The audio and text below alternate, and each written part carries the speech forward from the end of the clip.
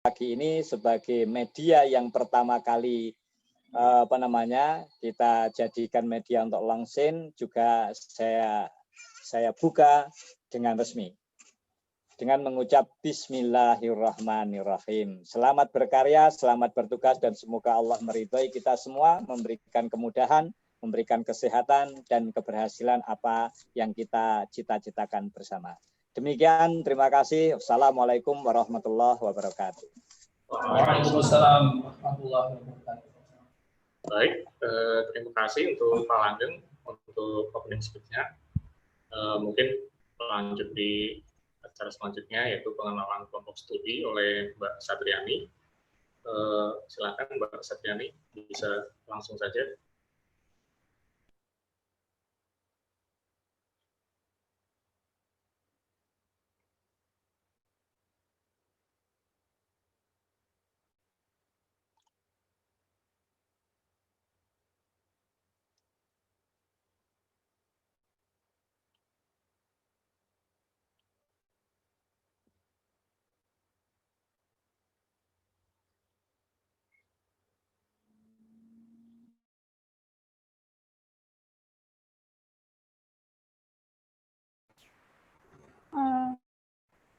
Assalamualaikum warahmatullahi wabarakatuh.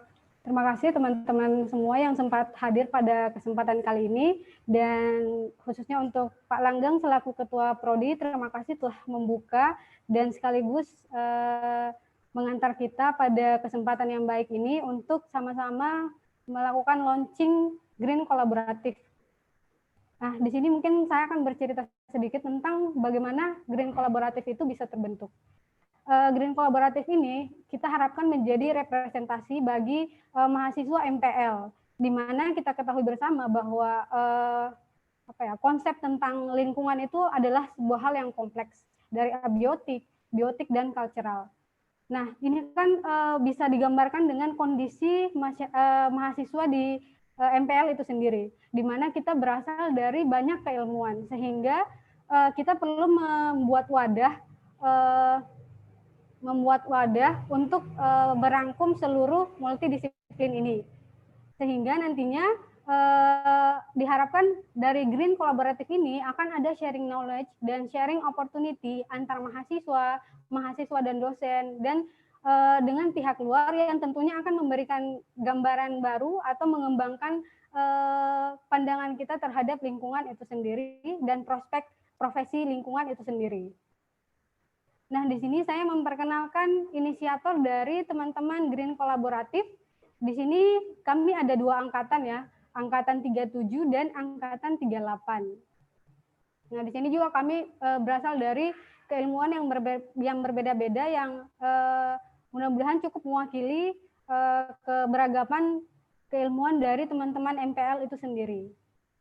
Nah, untuk kegiatan di Green Kolaboratif secara garis besar itu kami ada 3.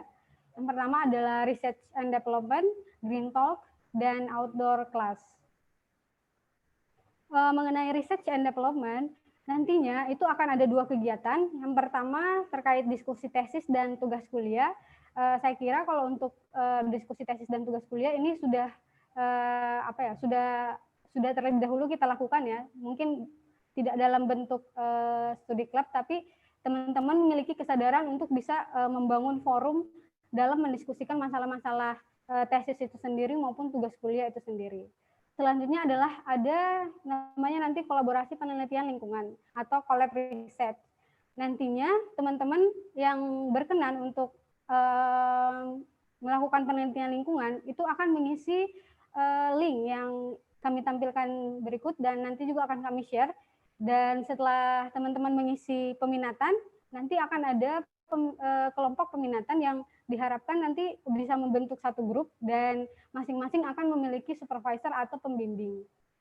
Ini nanti diharapkan dari Prodi bisa memberikan fasilitas atau memfasilitasi riset ini, dan tentunya kita tidak menutup kemungkinan ya untuk membuka peluang dengan pihak luar untuk menjadi join dengan riset kita. Selanjutnya ini ada Green Talk. Nah, Green Talk ini yang rencananya akan segera kita laksanakan nih. Di mana bahwa Green Talk ini berupa forum diskusi, itu nanti baik secara daring maupun luring, yang topik-topiknya itu menarik ya, akan membahas mengenai topik konsep lingkungan, abiotik, biotik, cultural, kemudian ada juga terkait aplikasi pengelolaan lingkungan, dan tentunya profesi lingkungan.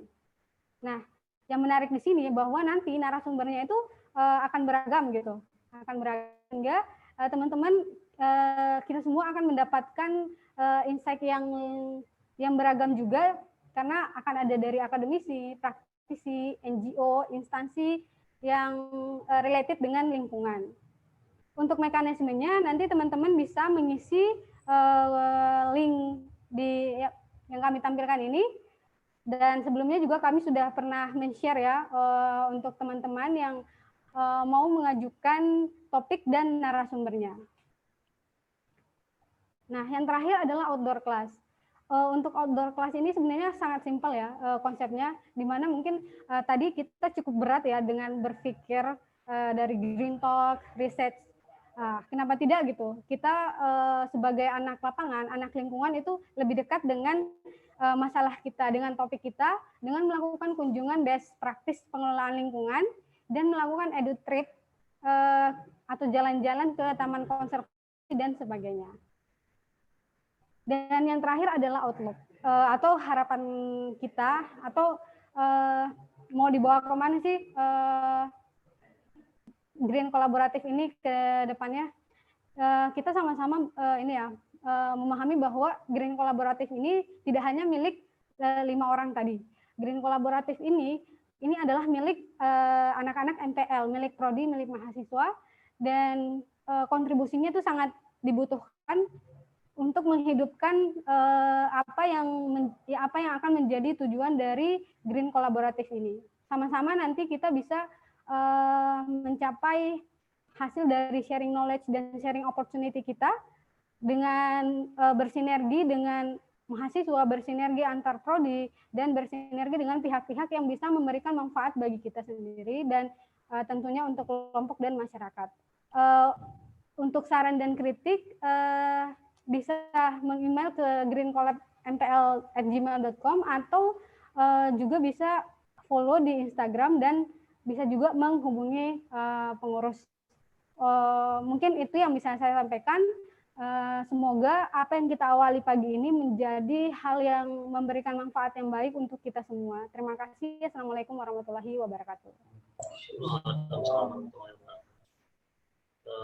Baik, untuk selanjutnya mungkin kita adakan foto bersama terlebih dahulu ya sebelum kita masuk ke Green Talk seri 1 ini. Mohon untuk semua peserta, Pak Langgeng dan Mas Daniel juga ikut diaktifkan kameranya.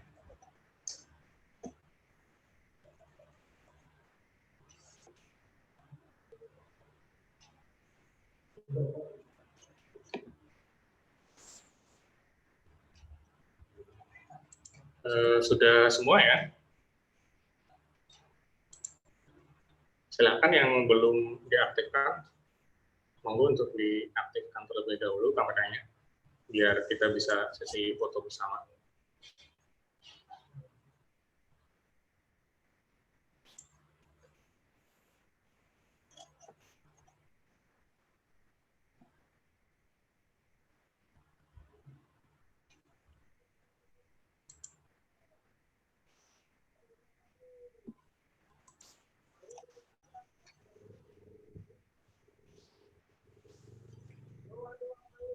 Oke. Silakan untuk berpose sebaik mungkin. Saya hitung 1 sampai 3 ya. 1, 2, 3. 1 lagi.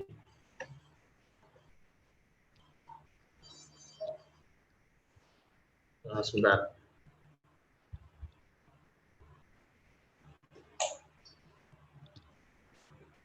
Oke, saya hitung lagi 1 sampai 3. 1, 2, 3.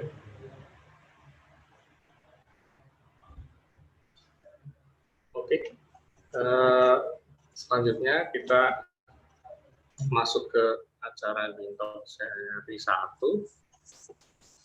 silakan yang masih ingin mengaktifkan kameranya boleh, atau dinonaktifkan juga tidak masalah.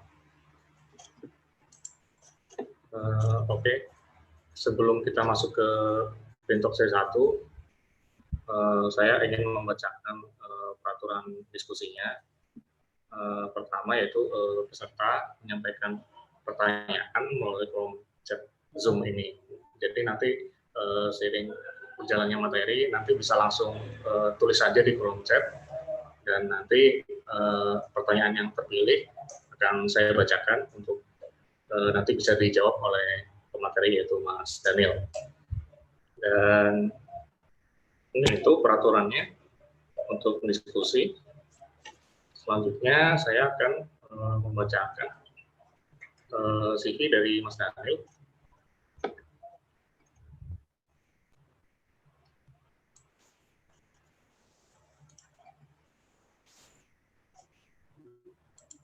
Oke. Selamat pagi Mas Daniel. Pagi Mas. Oke, ya Mas. Ini Mas Daniel ya, dari Sanitary Engineering, Water Management dari TU Delft, Nederland. Beliau latar belakang edukasinya sempat menempuh di ITB dengan jurusan teknik kimia ya Mas? Kimia FMIPA Mas. Oh, kimia. Ya. Oke. Dan melanjutkan studinya di Delft, Nederland, Environmental Science and Technology, dan sekarang yang masih ongoing di Delft University of Technology, Nederland, di Water Management. Dan ini sedikit mungkin dari beberapa riset yang sudah pernah dijalankan Mas Daniel, ini saya bacakan yang terbaru saja ya Mas, mungkin ya. Riset topik yang terbaru ada mitigating groundwater salinity impact for improved water security in coastal area under socio-economic and climate change. Itu dari institusinya dari TU Delft. Terus selanjutnya ada water supply and sanitation in small town di Uganda dari TU Delft juga. Dan ada faktor influencing the household water treatment adoption in rural area in developing countries dari TU Delft juga. Dan masih banyak lagi. Mungkin untuk menghemat waktu saya skip dulu. Ini bisa dibaca sekilas ya.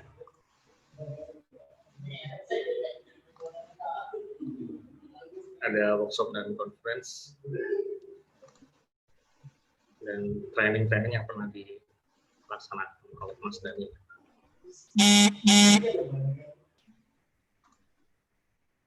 Dan area of interest-nya Mas Daniel ini ada water, sanitation, and hygiene atau WAS, behavioral study, public health, drinking water quality and risk assessment, interdisciplinary project, system thinking, qualitative analysis, quantitative analysis, scientific writing.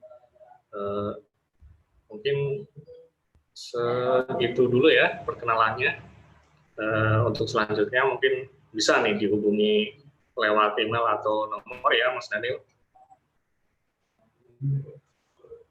Oke, untuk selanjutnya mungkin langsung saja untuk masuk ke materinya saja Mas Daniel. Silakan untuk bisa menyampaikan materi, waktu dan screen dipersilakan untuk Mas Daniel.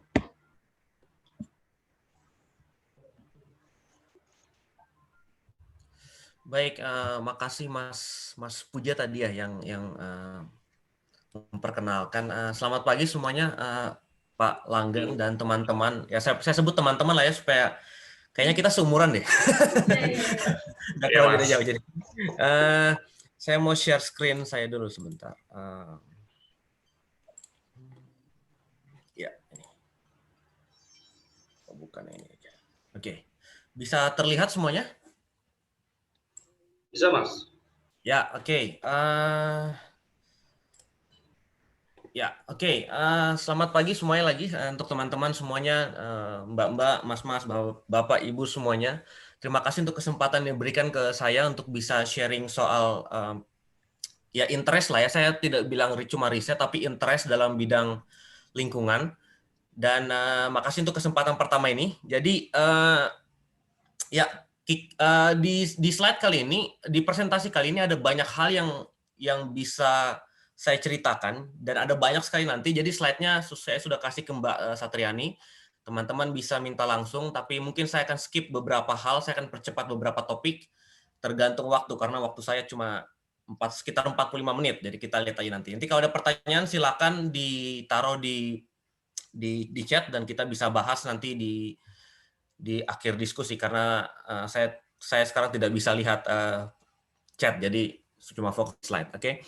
Baik, jadi jika teman-teman tadi yang ingin tahu lebih banyak, jika ingin berdiskusi misalkan tentang topik riset atau bertanya tentang mungkin butuh ide tesis misalkan, nah silakan jangan sungkan kontak saya, tapi karena saya akan lulus Februari tahun ini dari Delft, jadi nanti mungkin bisa kontak ke email personal saya di situ, jadi bisa langsung kontak aja.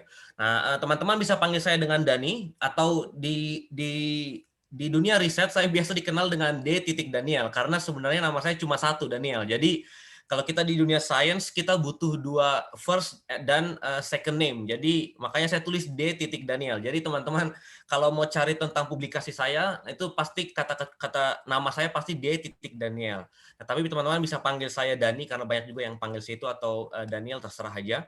Nah, tadi sudah diperkenalkan sedikit sama Mas Puja soal latar belakang studi dan keilmuan. Jadi sekarang sedang ongoing menyelesaikan PhD di Sanitary Engineering, itu grup section paling kecilnya.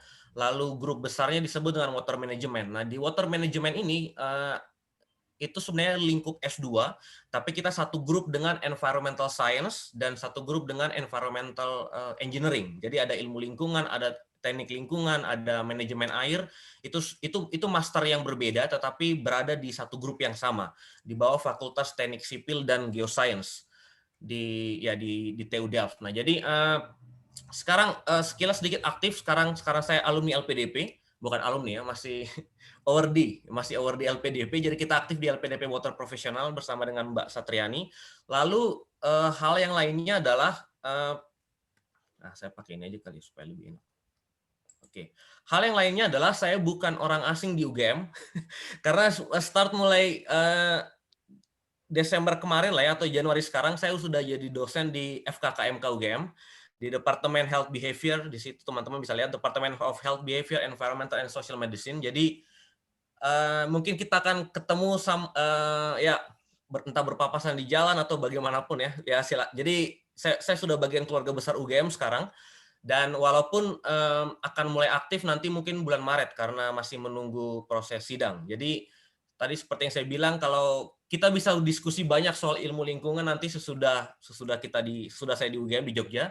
Teman-teman boleh diskusi riset, boleh diskusi topik tesis dan segala macam, jangan sungkan kontak saya. Cuma untuk email UGM saya belum punya karena masih proses pengurusan ya. Jadi bisa chat ke email personal.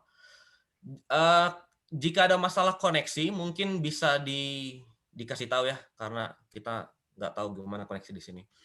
Oke, sekilas tentang riset, fokus riset saya itu bisa dirangkum di satu nama yang tren sekali, yang disebut dengan Water, Sanitation and Hygiene, atau kita singkat dengan WAS.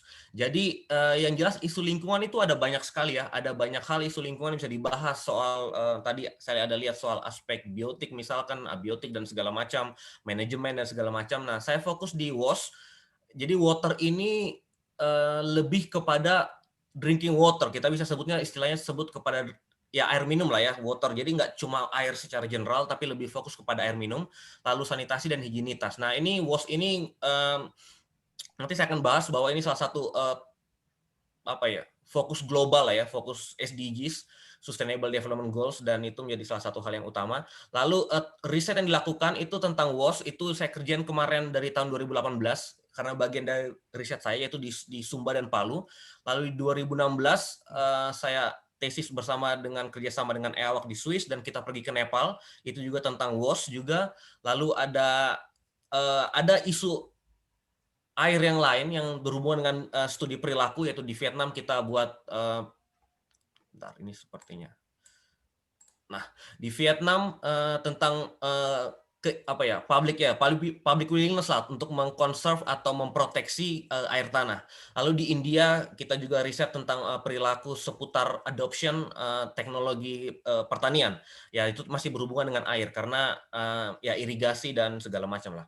Lalu juga ada kualitas air minum, lalu dan berhubungan dengan aspek kesehatannya, risikonya itu ada di Nepal, di Uganda, dan kemarin di Sumba juga kita kerjain.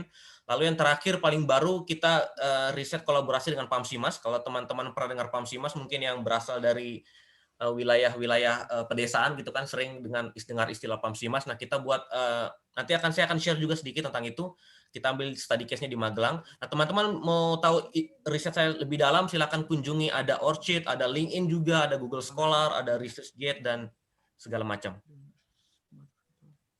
Ya. Oke, berikutnya adalah saya dan teman saya kita punya satu channel namanya Nulis Jurnal, dan itu kita ya ada masalah.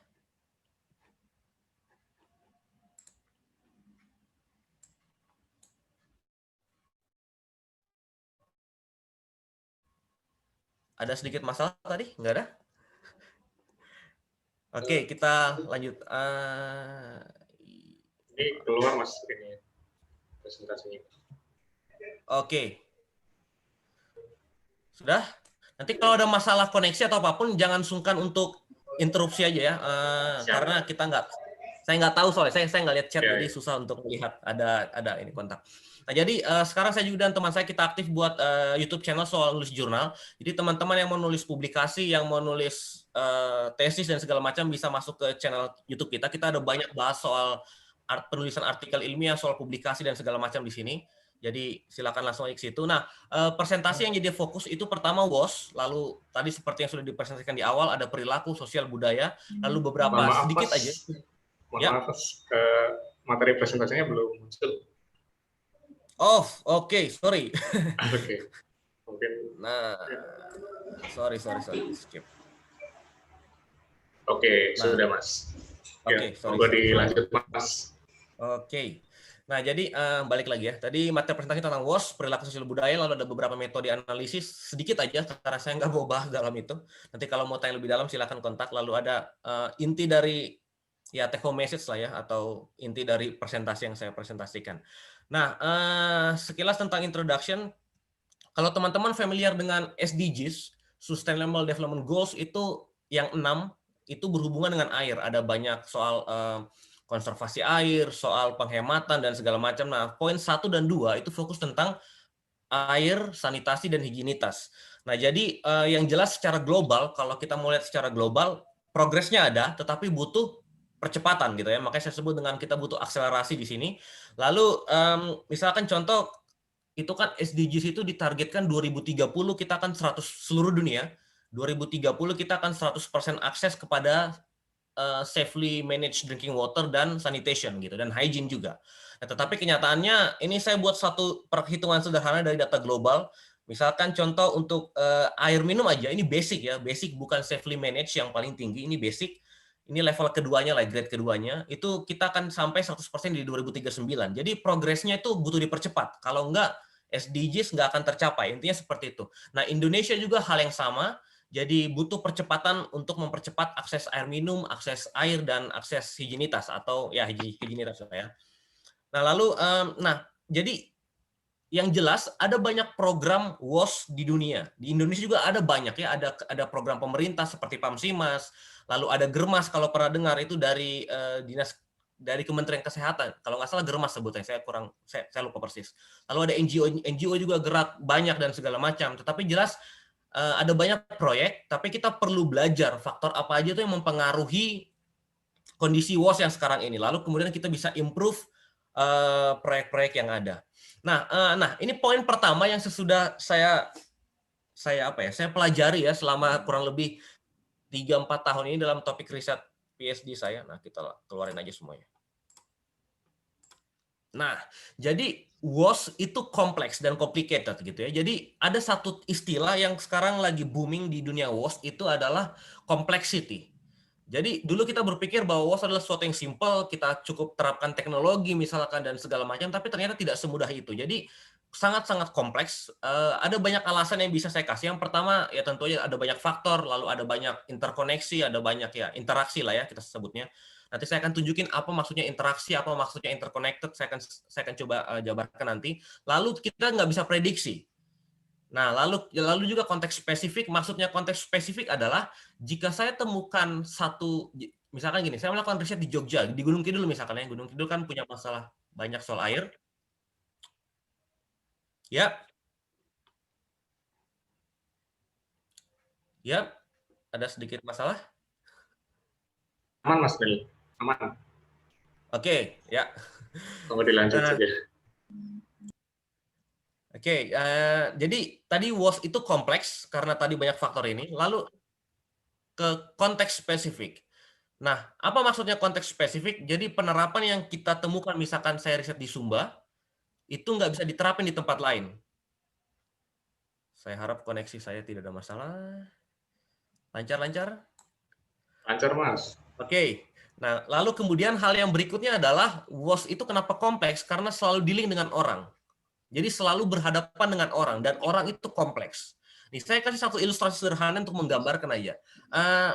Kalau teman-teman di sini ada yang sudah pernah menikah mungkin ya, mungkin ada yang sudah pernah nikah saya, atau mungkin udah pacaran lebih dari 5 tahun. Nah, sampai sekarang pun orang yang berhubungan sampai 5 tahun itu masih struggling kan mengenal pasangan teman-teman gitu ya. Nah, itu contoh sederhana aja, ilustrasi sederhana bahwa orang itu kompleks. Nah, karena WOS itu berhubungan dengan orang, atau kita sebut secara lingkup yang lebih luas lingkungan ya, lingkungan itu berhubungan dengan orang, maka pasti kompleks karena orang, elemennya itu orang. Nah, jadi kita perlu pendekatan yang berbeda. Itu kenapa ada satu istilah yang sekarang lagi ngetren, yaitu kompleks adaptive system. Itu sudah banyak dipakai di tempat lainnya, di public health, di ekonomi udah banyak dipakai mungkin. Tapi ini ibaratnya baru diterapkan lah lingkungan WOS. Lalu kita pakai penerapan yang namanya system thinking approach. Nanti akan saya tunjukin ke depan slide berikutnya contohnya seperti apa. Nah, ada 6 contoh yang bisa saya jabarkan, tapi kita akan percepat beberapa contoh ya,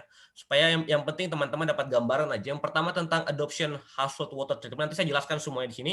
Lalu ada sustainability water service di sini, dan area-area study area yang akan kita bahas ada di Sumba, ada di Indonesia secara umum, ada di Magelang, dan ada di Jakarta. Nanti di Jakarta soal banjir di Jakarta. Nah, saya akan masuk ke Sumba karena ini wilayah utama saya. Nah, itu kalau teman-teman yang pernah ke sana lihat foto-fotonya, teman-teman akan lihat bahwa daerah ini sangat bagus gitu ya. Airnya bagus, air terjunnya, pantainya bagus, alamnya segala macam, tapi yang jelas mereka punya banyak masalah soal isu air. Dan ya, bisa lihat mouse saya nggak ya? Bisa ya. Nah, misalkan teman-teman lihat ini daerah yang gersang, ini sabana misalkan kan ya. Jadi kalau teman-teman mungkin semoga bisa lihat, ini ada satu tangki di sini ya, satu tangki di sini. Nah, jadi bayangkan ini pipanya untuk tangki ini. Pipa untuk tangki ini ditarik dari sekian kilometer di daerah sini. Saya nggak keambil gambarnya. Tetapi ya begitulah, sebegitu susahnya air di sana. Lalu teman-teman bisa lihat ini ada satu ibu gitu ya.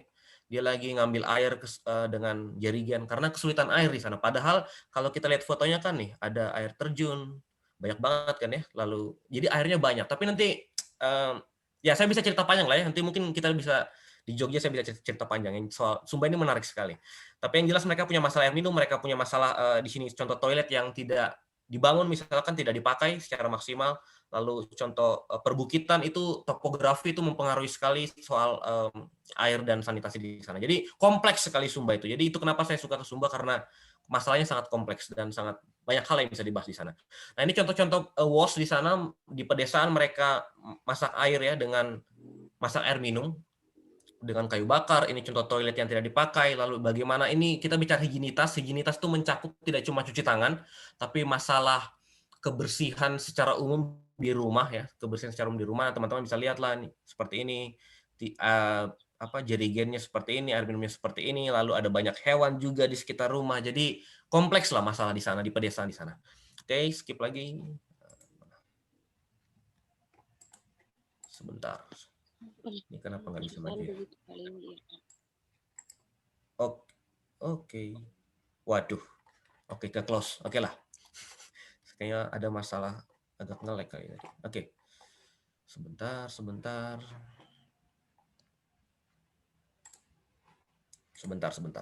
Kayaknya tadi ada, saya perlu buka sebentar. Ya.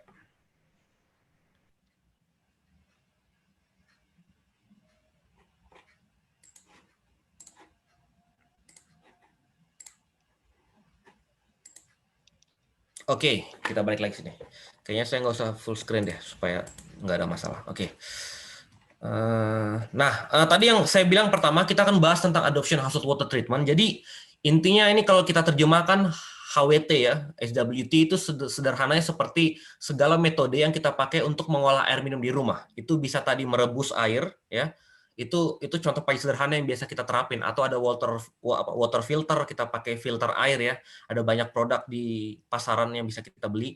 Lalu SODIS, nanti saya akan singgung sedikit soal ini, lalu pakai chlorination misalkan, atau sand filter dan segala macam. Nah kita berikutnya. Nah, kenapa kita perlu bahas, kenapa saya tertarik soal bahas isu ini, karena banyak di daerah, di developing countries ya, di negara berkembang, di daerah pedesaan terutama, mereka masih minum air yang tidak sehat.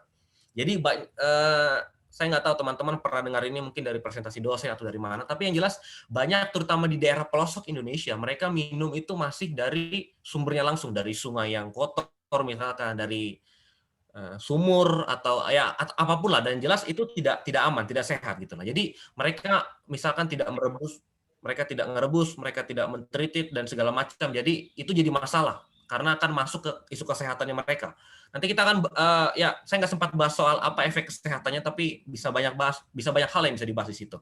Nah, lalu kita coba menganalisa itu dengan datang ke Sumba, ke Palu, atau saya pernah ke Nepal segala macam. Kita melakukan interview dengan rumah tangga, lalu kita analisa dengan statistik, kita analisa dengan, ada satu metode yang saya pakai, BBN, nanti saya akan coba tunjukin sedikit seperti apa analisanya.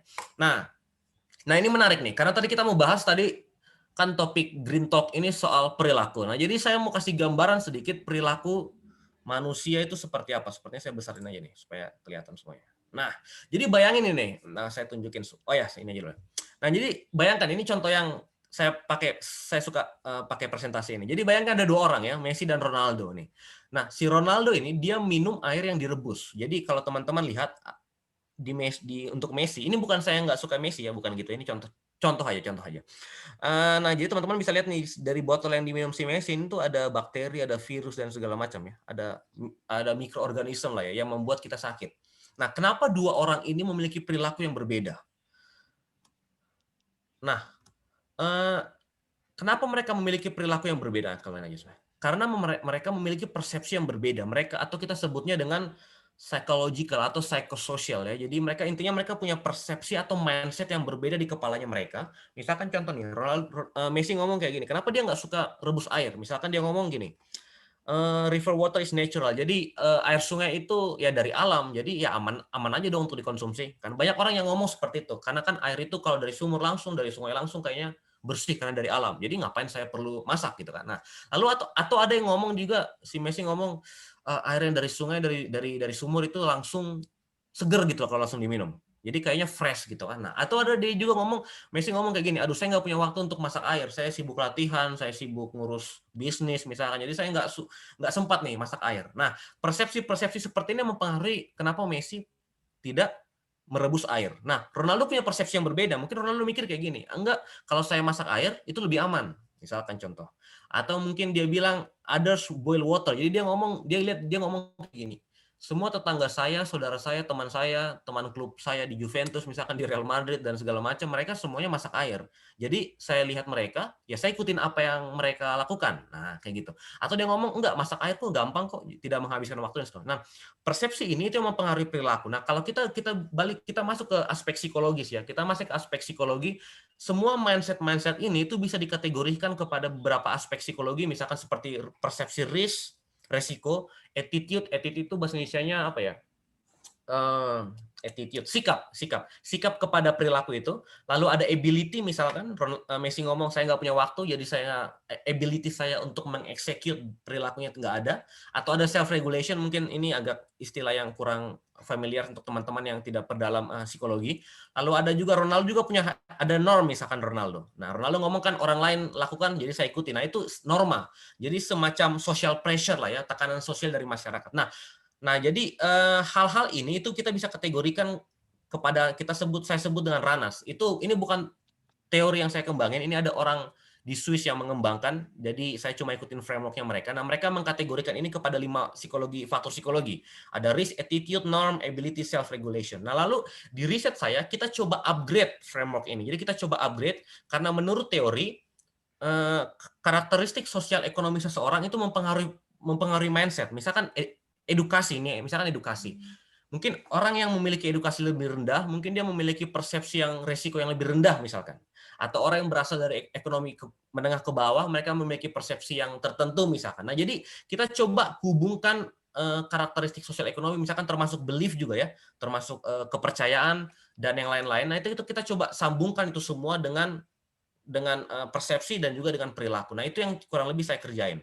Nah, kurang lebih tampilannya seperti ini. Nah, saya nggak akan perdalam ini, dan saya nggak akan masukin dalam soal ini. Tapi kita yang jelas, teman-teman bisa lihat ada 3 layer ya, ada tiga level ya. Yang level paling atas itu soal sosioekonomi karakteristik. Jadi karakteristik sosial ekonomi seseorang. Lalu di level kedua itu persepsi tadi, ada ranas, risk, attitude, norm, ability, self regulation.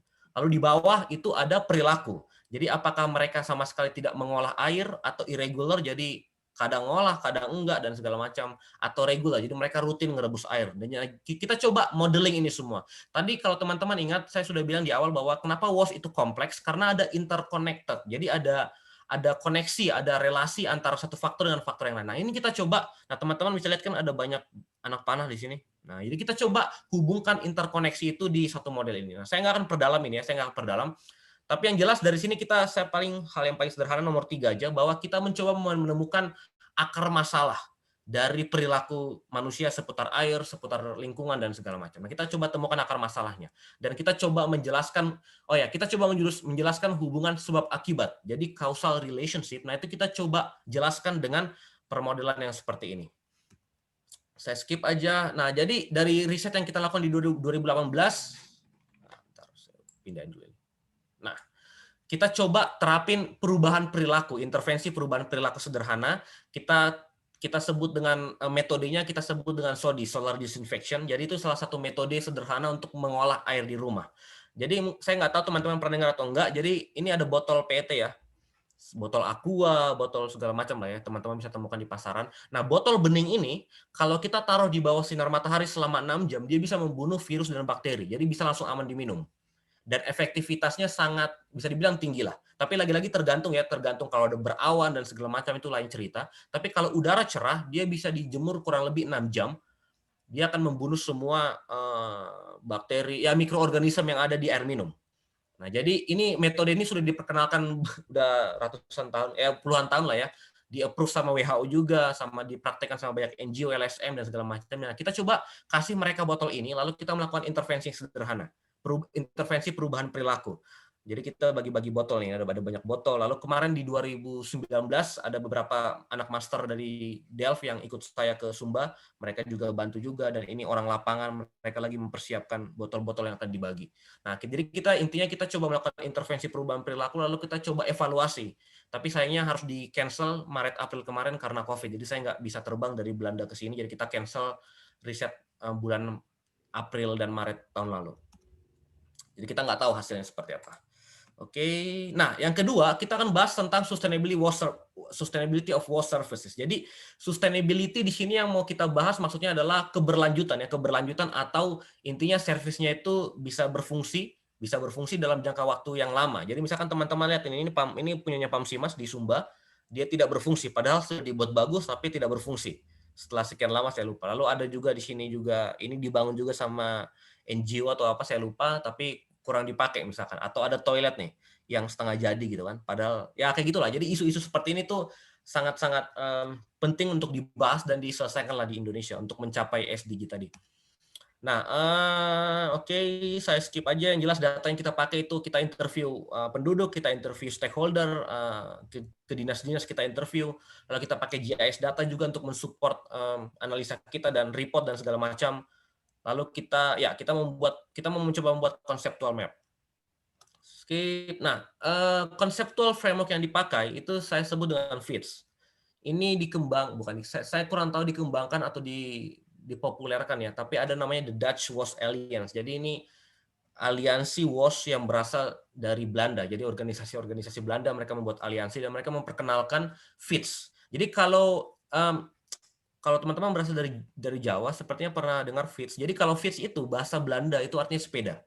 Jadi kan banyak orang di Jawa sering dengar FITS, sering ngomong FITS itu sepeda, nah kurang lebih kayak gitu. Jadi Belanda itu FITS disebut dengan sepeda, dan itu men-cover 5 aspek. Jadi finansial, institusi, environmental, lingkungan, technological atau technical ya, technical dan sosial. Jadi 5 faktor ini dipercaya oleh para ahli, jika 5 ini terpenuhi, maka suatu servis itu akan berkepanjangan, akan berkelanjutan. Nah, jadi kita akan coba bahas lebih dalam soal itu sedikit aja, karena saya nggak mau bahas banyak. Jadi istilahnya dari penemuan tadi kita coba membuat map gitu ya, menggabungkan semua faktor-faktor tadi dan membuat sejenis konseptual map lah ya, konseptual map. Teman-teman bisa lihat misalkan aspek finansial ada banyak faktor di situ dan kita coba hubungkan pengaruh dari faktor satu ke faktor yang lain. Nah, saya nggak akan bahas, tapi yang menarik mungkin ini aja nih, poin yang kedua. Jika teman-teman lihat map ini aspek finansial, tapi ada pengaruh dari institusional. Jadi ada pengaruh dari faktor institusional ke finansial. Saya nggak akan bahas lebih dalam. Jurnalnya masih dalam proses under review, jadi nanti kalau teman-teman tertarik bisa baca jurnalnya karena di situ dibahas banyak soal finding ini. Lalu ada aspek sosial. Sosial ini teman-teman lihat, local culture nih di sebelah sini. Aspek sosial. Jadi somehow ya, gimana ceritanya aspek sosial ini ternyata dia mempengaruhi kondisi finansial di sana. Mempengaruhi kondisi finansial dari WOS service di sana. Jadi ya kita akan bahas lain waktu soal ini. Lalu aspek institusi, nah ada banyak sini soal korupsi misalkan, regulatory quality, leadership quality dan segala macam. Nah lagi-lagi ada aspek local culture nih. Local culture mempengaruhi pertama ke manajemen effectiveness, lalu naik ke institusi. Nah kita tidak akan bahas dalam soal ini. Nah soal isu lingkungan kita coba perkuat data dengan data GIS. Nah, jadi saya nggak akan, ini menarik sekali, nanti, jadi Sumba itu menarik lah, Sumba itu sangat-sangat menarik. Saya nggak akan bahas lebih dalam, tapi banyak isu yang menarik ya. Nah, ada lagi kan faktor sosial. Yap, aman. Aman, Mas. Aman. Lanjut, Mas. Lanjut. Nah, ada faktor local culture lagi di sini. Jadi somehow local culture ini mempengaruhi scatter settlement. Jadi nanti saya akan balik ke sini ya. Ini menarik, tapi karena saya banyak slide, nanti kalau ada waktu saya akan balik ke sini. Jadi dia mempengaruhi aspek lingkungan juga. Ada aspek technical atau technological, ini berhubungan dengan semua faktor ya, dengan teknologi ya, misal dengan cost, misalkan harga, kualitas, human resource capability dan segala macam. Lalu ada aspek sosial. Nah, aspek sosial juga banyak sekali di sini dan ya banyak lah aspek sosial. Nah, jadi kalau kita komen jadi seperti ini. Nah, ribet kan ya, kompleks kan ya. Nah, jadi intinya masalah lingkungan, masalah itu kompleks. Jadi masalah WOS dan masalah lingkungan itu kompleks. Jadi kalau kita coba combine jadi satu, jadinya seperti ini.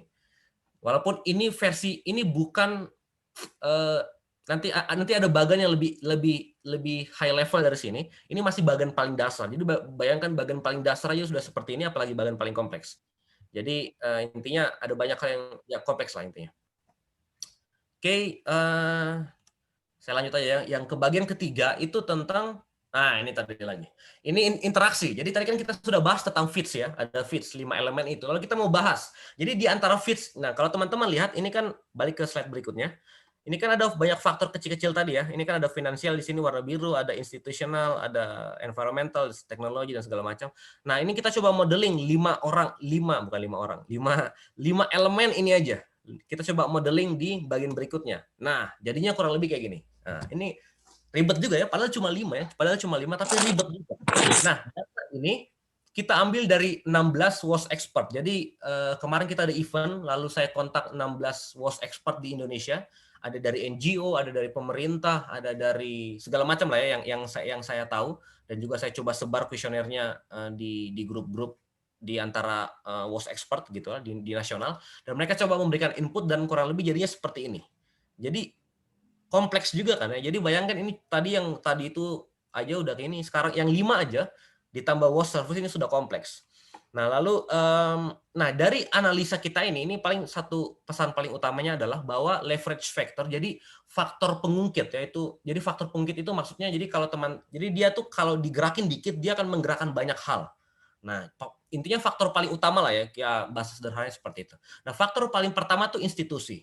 Jadi intinya seperti ini, bahwa kita perlu reformasi institusi. Jadi kalau kita mau membuat WOS service ini semakin sustainable, kita perlu reformasi institusinya. Kita perlu meningkatkan misalkan capacity building, kita perlu membantu mereka, mensupport dan segala macam, dan itu akan mengungkit, akan mempengaruhi yang lain. Nah, teman-teman bisa lihat nih, ini satu bagan, ini yang kita sebut dengan causal loop diagram. Nah, ini ada anak panel, ada positifnya kan ya. Nah, jadi itu kalau positif itu artinya satu naik, yang ujungnya itu naik juga. Nah, jadi kita coba pakai konsep itu. Nah, ini ada loop yang paling utamanya. Nah, yang menarik adalah loop paling utama. Jadi ini ada skornya. Jadi saya nggak tampilin di sini. Oh, ini ada harusnya. Nah, ini kan ada warnanya kan, ada warna biru, ada warna hijau, ada warna merah. Kalau nggak salah yang warna merah itu dia kekuatannya paling tinggi. Kalau saya nggak salah +3 kalau nggak salah. Saya lupa persis berapa ini ya. Nah, ini masih dalam under review juga, nanti teman-teman bisa baca papernya kalau sudah publish. Jadi yang paling kuat pengaruhnya itu sosial ke WOS service. Jadi kalau sosial bagus, jadi aspek sosialnya bagus ya, penduduknya mereka suportif, mereka mau tidak keras kepala ya, misalkan contoh, karena di banyak daerah itu beberapa WOS expert menyebutkan seperti itu. Oh ya, penduduknya nih susah diubah nih, susah diajak kerjasama, jadi kayak dalam tanda kutip ya, itu sedikit keras kepala. Nah, misalkan hal-hal seperti itu, kalau misalkan kondisi sosialnya bagus, dia akan mempengaruhi WOS service. Jadi dia positif nih tandanya di sini. Jadi WOS service akan makin sustainable, intinya seperti itu. Nah, tetapi ada umpan balik dari WOS service ke sosial. Nah, jadi kalau WOS service semakin bagus, semakin sustainable, sosial semakin bagus. Nah, loop ini yang warna hijau ini yang paling kuat menurut WOS expert di Indonesia. Dari riset kita kemarin. Nah, implikasinya apa? Implikasinya adalah jadi aspek sosial itu tidak boleh disepelekan. Untuk isu-isu air, isu WOS, isu lingkungan, itu nggak boleh disepelekan. Kita boleh perbaiki institusi, kita perkuat finansial, kita cari donor, kita cari segala macam lah ya. Tapi sosial itu tidak boleh disepelekan. Itu kesimpulan paling dasar yang pertama yang bisa kita tarik dari sini. Nah, saya tarik lagi ke nomor 4. Nah, ini kita bicara PAMSIMAS sekarang, PAMSIMAS. Dan kita ambil study case di Magelang, di tetangganya Jogja ya, tetangganya Jogja Magelang. Jadi kita ambil PAMSIMAS di sana, kita kerjasama dengan orang PAMSIMAS di sana, lalu kita mencoba, geser sedikit supaya bisa dilihat. Nah, oke.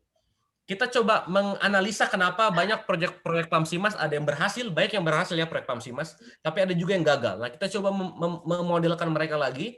Nah, jadinya kurang lebih si causal loop diagram seperti ini juga. Nah, ini kan agak ini menarik ya, nanti teman-teman bisa minta slide-nya, teman-teman bisa pelajari bahwa ternyata menarik lah, ini hubungan sebab akibat, makanya namanya causal loop diagram. Jadi dari satu faktor ke faktor yang lain, kausnya, penyebabnya itu akan menyebabkan efek ke variabel B misalkan, dan apakah efeknya positif atau negatif dan segala macam. Nah, inilah causal loop diagram CLD. Lalu dari CLD kita bisa improve nih CLD menjadi yang namanya SFD. Bentar. Nah, SFD, waduh, nggak kelihatan. Ada yang ketutup. Oke lah. Ini SFD. Jadi tadi kalau CLD itu lebih kepada kualitatif. Nah, di SFD ini kuantitatif. Jadi kita coba modeling secara matematika hubungan satu ke hubungan yang lain. Nah, ini saya nggak akan perdalam. Silakan baca sendiri kalau mau nanti. Nah, jadi kita bisa modeling. Aduh, tertutup. Oke. Nah, jadi kita coba modeling semua ini dan nanti intinya adalah beberapa pola yang bisa kita lihat. Kita bisa main skenario analisis, policy analisis dan segala macam lah ya. Dan kita coba lihat efek-efek yang terjadi kalau kita melakukan perubahan di satu variabel misalkan. Dan kita model ya. Bisa lihat apakah di tahun kesekian airnya berkurang. Kita bisa modeling apakah kas PAMSIMAS, pengurus PAMSIMASnya naik atau enggak dan segala macam. Nah, itu bisa kita modeling pakai ini. Nah, saya nggak akan perdalam ini. Ini juga masih under review papernya nih. Jadi ya kita bisa diskusi banyak soal hal-hal spesifik soal ini lah ya. Saya skip aja. Nah, ini Jakarta, menarik. Nah, oke, kita Jakarta. Saya masih punya waktu 10 menit. Oke, pas. Nah, Jakarta itu kompleks. Jadi ini presentasi ini saya bagikan waktu kita presentasi di Delft. Dan kita diskusi dengan beberapa PhD juga di IHE dan ya yang orang expert di bidang ini. Ini menarik sekali tentang banjir Jakarta, terutama pada awal tahun 2020. Kemarin kan awal tahun 2020 itu banjir besar di Jakarta. Dan rumah saya juga banjir di Bekasi, jadi ini sih yang menarik sekali. Nah, ini apa nih? Oke, apa ya? Banyak yang bisa dibahas soal ini. Tapi yang jelas, yang pertama adalah ini ada satu riset yang menarik nih, Adi Broto. Ini saya kurang tahu siapa orang ini, tapi dia melakukan satu riset menarik bahwa jadi penduduk Jakarta itu mereka memiliki pengetahuan, knowledge. Jadi mereka memiliki pengetahuan yang cukup baik seputar air. Tetap lalu noise is good but vulnerability. Jadi vulnerability-nya kurang dari severity. Nah, jadi menurut teori psikologi ya, kita masuk ke teori psikologi ya. Vulnerability maksudnya sederhananya kerentanan. Jadi seperti peluang saya terkena banjir. Nah, gitu. Nah, jadi sedangkan severity itu apa ya? Severity bahasa Indonesia apa ya? Keparahan ya, keparahan itu apa ya? Jadi ini bahasa sederhana, level penderitaan lah intinya seperti itu ya. Jadi ada 1 sampai 5 skornya ya. Jadi kalau 5 itu sangat severe, jadi sangat menderita. Jadi kalau mereka terkena banjir, mereka mikir akan sangat-sangat menderita lah hidup mereka. Intinya kayak gitu. Kalau skornya 1, mereka akan berpikir bahwa kurang menderita mereka. Intinya seperti itu. Nah, jadi kalau vulnerability itu kerentanan. Jadi peluang terkena banjir, sederhananya seperti itu. Nah, kalau skornya 5, mereka berpikir bahwa peluang saya terkena atau rumah saya terkena banjir itu sangat besar. Nah, kalau skornya 1, itu peluangnya sangat kecil. Nah, ini yang menarik adalah mereka berpikir nih, orang-orang Jakarta ini yang kalau nggak salah daerah risetnya itu di daerah yang rentan terkena banjir, di daerah Jakarta Utara. Nah, penelitian ini menemukan bahwa persepsi penduduk tuh berpikir bahwa peluang saya terkena banjir itu cukup kecil, karena skornya cuma 1,6 dibandingkan 5. Nah, jadi menurut teori psikologi, kalau mereka berpikir bahwa peluang saya terkena banjir itu kecil, ya otomatis mereka kan nggak akan pindah dari tempat itu kan, sederhananya seperti itu. Nah, jadi lalu juga ada hal menarik nih. Ini teman-teman bisa lihat gambar di sini nih, di mana gambar ini ada ruko lalu dinaikin, ya dinaikin rukonya itu. Nah, jadi ini waktu saya lihat foto ini lalu saya coba masukin ke aspek psikologi, ini menarik bahwa ternyata penduduk Indonesia itu pintar. Sangat adaptif. Jadi kita itu orang yang cepat beradaptasi. Jadi kalau misalkan dulu rumah kita tinggal sama dengan jalan dan ternyata suka banjir, nah kita berpikir nih gimana caranya supaya itu nggak banjir. Dinaikinlah rukonya itu, misalkan atau rumahnya itu. Nah, jadi itu sesuatu yang positif. Tetapi kalau itu berlebihan, menurut saya itu jadi negatif karena jadi makin susah dong. Misalkan pemerintah Jakarta misalkan mau relokasi ya, itu kan jadi makin susah karena penduduk ngomong udahlah nggak apa-apa banjir karena ya toh kita masih bisa naikin rumah jadi aman-aman aja. Nah itu kan jadi hal-hal seperti ini yang menarik dibahas nih dari isu sosial di banjir Jakarta. Lalu ya saya nggak akan bahas yang lain ya, poin yang lain nanti kita kalau ada waktu kita bahas itu. Nah jadi kita masuk ke ekonomi ya. Menurut ekonomi, ini kalau teman-teman pernah bahas, ada yang namanya demand. Demand itu permintaan. Jadi ada demand, permintaan itu terjadi jika ada willingness, ada keinginan. Lalu yang kedua ada ability. Lalu yang ketiga, jadi ability itu kemampuan. Jadi kalau teman-teman mau beli satu barang, HP baru misalkan ya, teman-teman mau beli HP baru, teman-teman boleh punya keinginan, willingness. Tapi kalau teman-teman nggak punya uang, ability, nggak akan bisa tuh beli HP baru. Bener ya, demand, permintaan tuh nggak akan ada. Lalu yang ketiga, aspek ketiga tuh goods, jadi barang yang mau dibeli. Jadi kan sebagai pembeli kita kan perlu memilih kan HP mana yang bagus, mereknya Samsung ini atau Xiaomi atau Vivo dan segala macam. Nah, jadi kita perlu memilih dari semua itu. Nah, tapi kenyataannya sesudah saya analisa, baca-baca koran dan segala macam, jadi bisa dibilang willingness-nya penduduk Jakarta tuh bisa dibilang tidak terlalu tinggi, ability-nya juga tidak terlalu tinggi, lalu goods, jadi tawaran solusi yang ditawarkan pemerintah juga kurang banyak. Itu menurut analisa. Nanti kita bisa debat, diskusi soal itu banyak hal, tapi saya inilah ya, skip itu. Nanti kita bisa bahas lebih banyak. Nah, jadi lalu menurut mungkin teman-teman pernah dengar ini bahwa ada istilah hard dan soft solution. Jadi hard itu bicara teknologi, infrastruktur, lalu soft itu bicara orang. Jadi kita merubah perilaku, kita merubah persepsi dan segala macam. Nah, tapi teman-teman lihat di bagian kanan nih. Ini beberapa solusi untuk banjir di Jakarta. Dan teman-teman bisa, kalau baca koran, nonton berita, teman-teman bisa lihat bahwa solusi yang paling terkenal itu hard. Buat polder, naturalisasi, normalisasi, drainase vertikal, semua itu hard. Dan soft atau orang, ya, atau ya people, ya, behavior, segala macam itu jarang sekali terdengar. Mungkin ya jarang lah ya, atau mungkin nggak pernah terdengar kali. Jarang sekali terdengar. Yang paling banyak itu di hard. Dan itu ya, jadi jadi padahal menurut satu riset mana ya? Nah, ini lagi koran-koran. Saya coba gabung. Nah, jadi teman-teman bisa lihat bahwa semua isunya itu soal hard, teknologi, pompa air lah, segala macam. Nah, tetapi kenyataannya Indonesia itu punya satu pattern. Sesudah saya baca berita ini, ada satu pola yang bisa dilihat bahwa Indonesia ini bukannya ngomong bad sesuatu negatif, tapi ini kenyataannya bahwa kita itu kurang pandai memelihara teknologi. Nih, teman-teman bisa lihat nih, ini koran yang ngomong ya, bukan saya ngomong nih. Tanggul laut dirusak.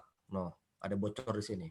Lalu nih ada lagi nih, hadapi ancaman banjir 76 pompa air di Jakarta rusak. Nah, kan lucu kan ya?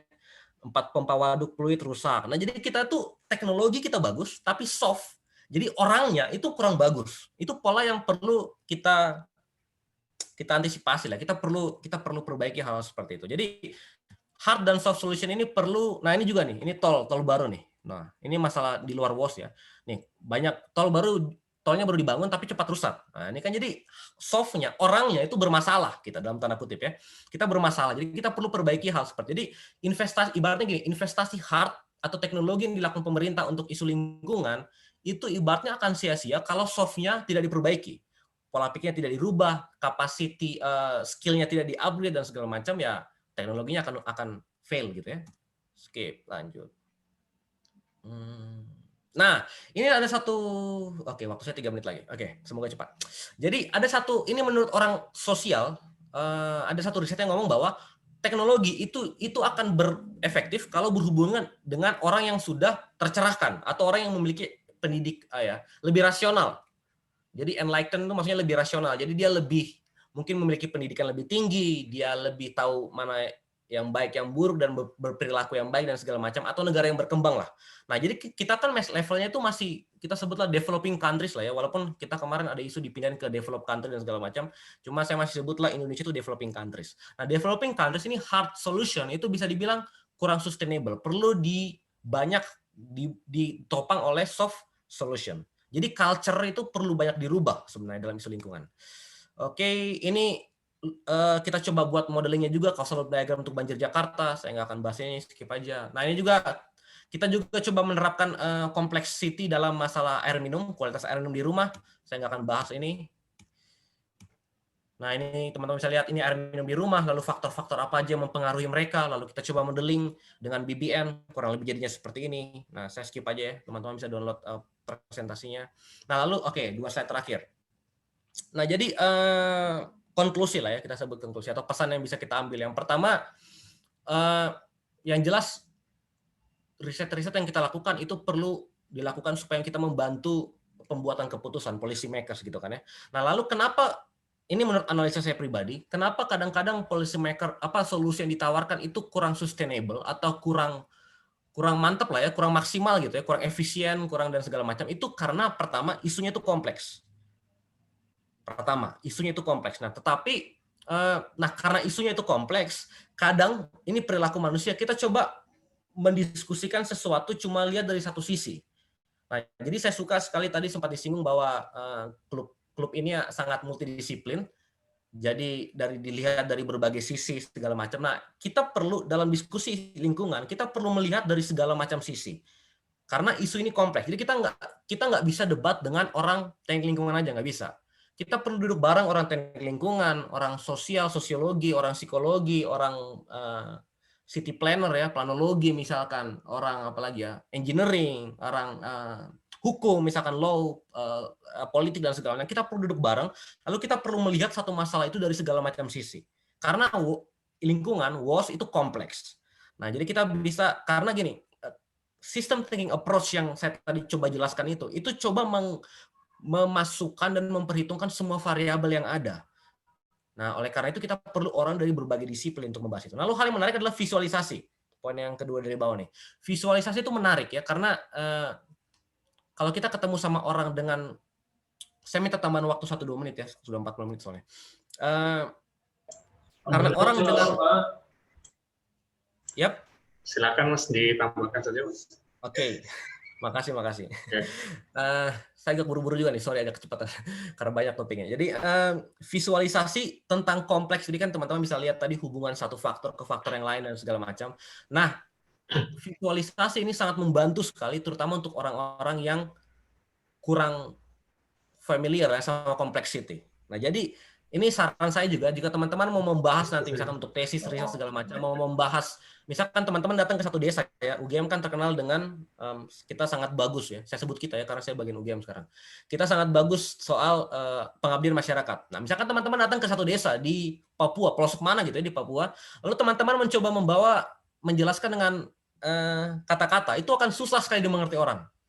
Tapi dengan memvisualisasikan itu akan mempermudah orang mengerti. Oh, ternyata kalau saya memperbaiki ini, yang ini dipengaruhi toh. Lalu ternyata efeknya lagi adalah ke variabel berikutnya dan segala macam. Nah, jadi itu membantu orang untuk mengerti tentang complexity di elemen itu.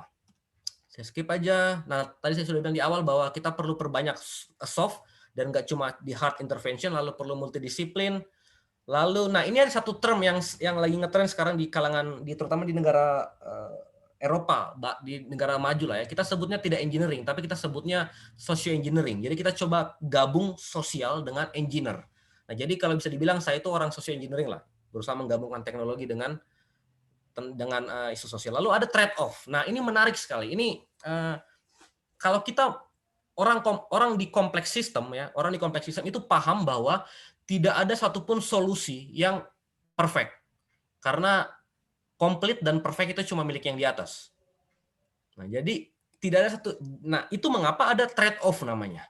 Trade off ini artinya kalau menurut orang ekonomi, trade off itu artinya kita mencari, intinya gila, kita mencari solusi yang terbaik dengan kerugian yang paling minimal. Jadi selalu ada trade off. Jadi trade off maksudnya selalu ada yang dikorbankan untuk kepentingan yang lebih besar. Nah, jadi solusi lingkungan intinya tidak ada yang sempurna. Dan kita perlu paham bahwa ada trade off. Jadi pasti ada yang rugi, tapi berusaha kita minimalkan kerugiannya dan segala macam untuk menghasilkan keuntungan yang besar. Nah, ini konsep ini perlu dipahami oleh kita orang kompleks sistem, terutama yang kita isu-isu lingkungan. Lalu kita juga perlu nggak cuma riset, kita perlu implementasi. Nah ini saya suka statement. Saya tutup dengan statementnya Albert Einstein ya.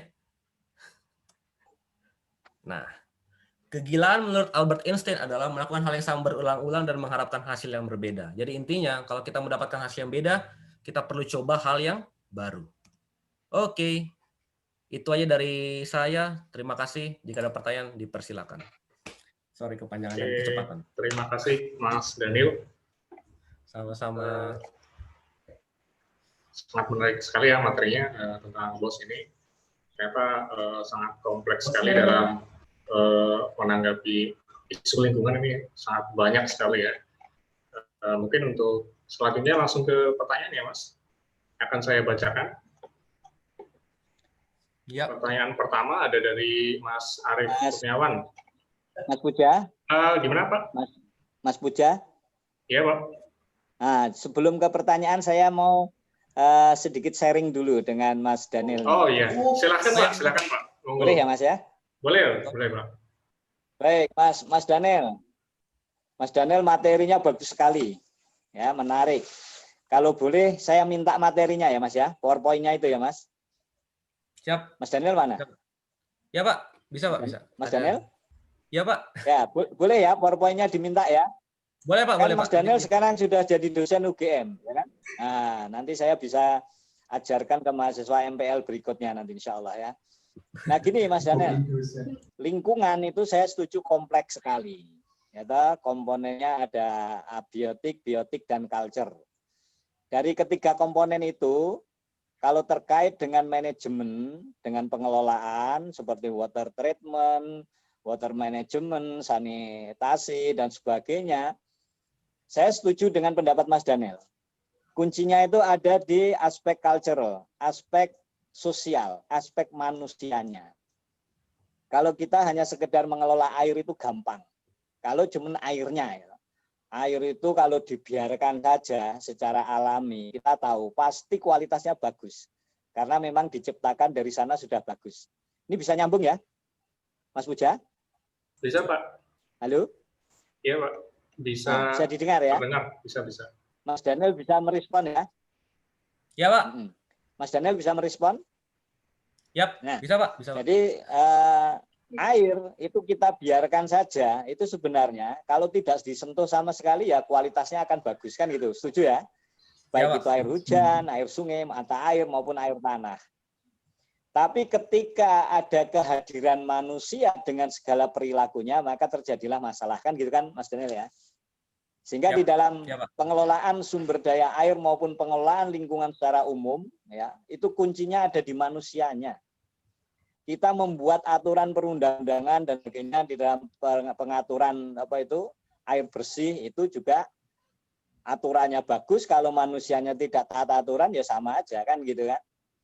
Kita memiliki dana, memiliki teknologi, memiliki ilmu yang tinggi tentang pengelolaan air. Manusianya tidak patuh, tidak taat dengan apa yang ditetapkan pemerintah, ya juga tidak akan berjalan dengan baik. Contohnya saja tadi Mas Daniel mencontohkan ada infrastruktur PAMSIMAS, ada infrastruktur PDA, ya toh? Bahkan ada beberapa daerah itu jembatan baru dibangun untuk menghubungkan dua daerah agar bisa transportasi lancar, itu pagi diresmikan, sorenya skrupnya sudah hilang. Nah, itu kan ini. Jadi komentar saya manusia sosial ini sangat memegang peranan penting, sehingga penelitian-penelitian tentang sosial, misalkan social environment atau misalkan social ecological ya, kemudian social Mas Daniel tadi social teknologi ya, engineering sosial ya, sosial hubungannya sosial dengan engineering ini perlu kita kembangkan. Yang juga kalau saya ini karena saya adalah seorang Mas Daniel Qadarullah ini punya kemiripan dengan saya. Bidang saya itu hidrogeomorfologi Mas Daniel, yaitu mengkaji potensi sumber daya air, genesis atau hidrokimia air dengan pendekatan bentang lahan, pendekatannya geomorfologi. Nah, kalau saya meneliti tentang hidrogeomorfologi gampang, gitu saja udah, ini karena demikian, karena beginian, karena genesis daerahnya demikian, maka terjadi proses reaksi kimia demikian. Tapi what the next, yang penting itu, setelah mengetahui seperti itu, apa perannya terhadap sosial masyarakat? Bagaimana masyarakat bisa beradaptasi dengan kondisi air yang demikian? Bagaimana perilaku manusia bisa dibentuk agar air yang sudah bagus atau air yang sudah terlanjur jelek itu bisa dimanfaatkan dengan baik. Intinya itu. Jadi saya setuju Mas Daniel, ini bagus materinya, aspek sosial memegang peranan penting di dalam setiap manajemen lingkungan, terkhusus sumber daya air. Bisa dicontoh, bisa dikembangkan untuk para mahasiswa, untuk MPL ya, untuk penelitian lebih lanjut terkait dengan sumber daya air. Sekali lagi Mas Daniel, terima kasih materinya. Saya mohon nanti bisa di-share ya materi PowerPoint-nya untuk bisa saya kolaborasikan dengan materi saya dalam perkuliahan pengelolaan sumber daya air atau sumber daya lingkungan yang lain. Terima kasih Mas Daniel. Demikian Mas Daniel. Sama-sama, Pak. Komentar saya. Silakan Mas Puja dilanjutkan. Terima kasih Pak. Untuk PPT-nya mungkin nanti kami share juga sih Pak, untuk peserta, dan mungkin Pak Langgeng kami juga share secara pribadi. Ya. Oke, untuk pertanyaannya kita lanjut ke pertanyaan pertama dari Mas Arief Kurniawan. Ada 2 pertanyaan ini. Pertama, saya tertarik dengan metode sterilisasi air dengan botol PET. Mas bisa dijabarkan lebih luas. Terus yang kedua, antara hard solution dan soft solution, mana yang harus didahulukan? Seperti itu Mas, mungkin bisa langsung dijawab. Ya, untuk Mas Arief, SODIS ini, solar disinfection ini, ada banyak literatur yang Mas bisa baca, terutama dari EAWAC, karena yang mempopulerkan itu tempat saya riset dulu tesis itu dari EAWAC, dari Swiss. Jadi ada banyak yang jelas, intinya sederhananya adalah sebentar, mungkin saya bisa share satu ini ya, sebentar. Boleh, silakan Mas. Jadi ada leaflet yang kita kemarin bagikan di Sumba, jadi mungkin bisa saya mana ya, sebentar, ini. Tunggu. mana ya? Ini dia. PNG studies flyer.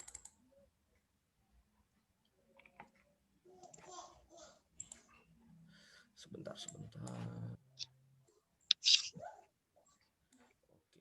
Oke, saya share screen dulu sebentar ya. Ya, bisa kelihatan? Bisa, Mas. Nah, jadi ini leaflet yang kemarin kita bagikan di Sumba. Jadi nanti saya bisa, kalau teman-teman bisa butuh, saya bisa kasih. Jadi sederhananya kita butuh botol PET. PET itu ya botol Aqua, ya semua merek yang di komersial ya, semua merek itu mereka memakai PET.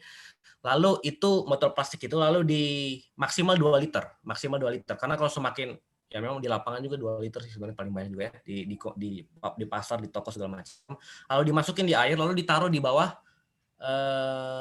sinar matahari, biasanya di atap atau di halaman. Kalau ada halaman ditaruh di depan gitu ya. Kalau cahaya mata dan dalam posisi tidur supaya dia maksimal dari atas ke bawah gitu kan ya, sinar mataharinya, dan dia ditaruh di kurang lebih 6 jam gitu ya, kurang lebih 6 jam dari jam 9 pagi sampai 3 sore. Lalu tapi jika berawan bisa lebih lama dari situ. Nah, jadi atau kalau ada keruh disaring dulu dan segala macam, lalu minum langsung dari botol. Jadi jangan pindahin ke gelas. Karena kalau pindahin gelas, kalau gelasnya kotor sama aja kan ya. Nah, jadi langsung minum dari botol itu. Jadi kalau ada goresan di botolnya silakan diganti atau sudah lebih dari 6 bulan. Nah, menurut oke, saya stop screen dulu yang ini. Oke, jadi menurut orang atau banyak orang ngomong kayak gini, botol PET itu nggak aman. Ya, banyak orang ngomong kayak gitu kan. Kalau dia panas, kimianya turun, segala macam lah, plastiknya turun.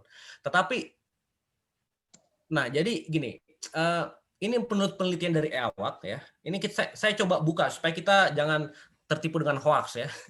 Itu semua hoax. Nah, saya kasih 2 alasan sederhana aja ya, kenapa itu hoax. Yang pertama, nanti teman-teman bisa buka webnya EAWAC, SODIS, ketikanya SODIS.ch kalau nggak salah. CH itu Switzerland, ya, nah itu teman-teman bisa lihat itu teman-teman bisa lihat riset-risetnya mereka soal SODIS dan mereka bilang itu aman. Memang ada licit, ada kimia yang turun ke bawah, tapi secara kadar itu aman sekali, masih jauh sekali. Lalu yang kedua, ini yang buat kita mikir logis aja. Kalau teman-teman buka dokumennya, ketika nanti di Google, Household Water Treatment WHO, itu teman-teman akan temukan bahwa SODIS adalah salah satu metode yang direkomendasikan WHO. Dan itu bintang 5, SODIS itu bintang 5. Jadi mereka buat skor 1-5, SODIS bintang 5. Jadi logika sederhananya gini, nggak mungkin WHO merekomendasikan sesuatu yang nggak aman, intinya kayak gitulah. Nah, jadi kalau bilang plastik itu nggak aman, itu hoax, oke? Intinya itu aman. Dan itu direkomendasikan. Nah, jadi itu kurang lebih metodenya seperti itu. Lalu kemudian yang kedua, hard dan soft. Tadi saya sudah sempat singgung di awal bahwa untuk negara yang berkembang, pendekatan hard itu menarik. Itu mudah, dalam tanda kutip mudah ya, lebih sustainable. Karena mereka lebih tercerahkan, mereka lebih pandai merawat teknologi dan segala macam. Tapi untuk negara berkembang, kalau saya pikir itu perlu di-combine, hard dan soft. Cuma berapa persennya atau mana yang duluan, nah itu saya nggak tahu. Karena kita butuh riset, kita butuh diskusi lebih banyak soal itu. Tapi yang jelas kita butuh combine dua-duanya ini. Karena kalau soft aja, tanpa teknologi nggak bisa.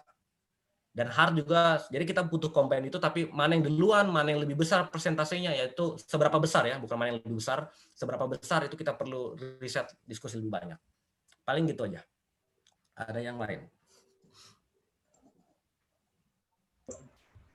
Untuk yang kedua, Mas, sudah ya, Mas? Sudah. Mas. Mungkin kalau di kolom chat belum ada lagi ya. Untuk peserta mungkin bisa langsung open mic aja. Atau kirim pencet tombol reaction. Bisa kayak gini, atau bebas kayak gini. Nanti langsung open mic saja.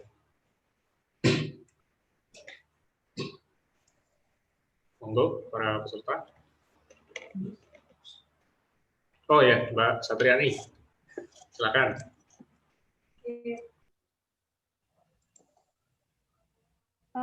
Selamat pagi, Mas Daniel.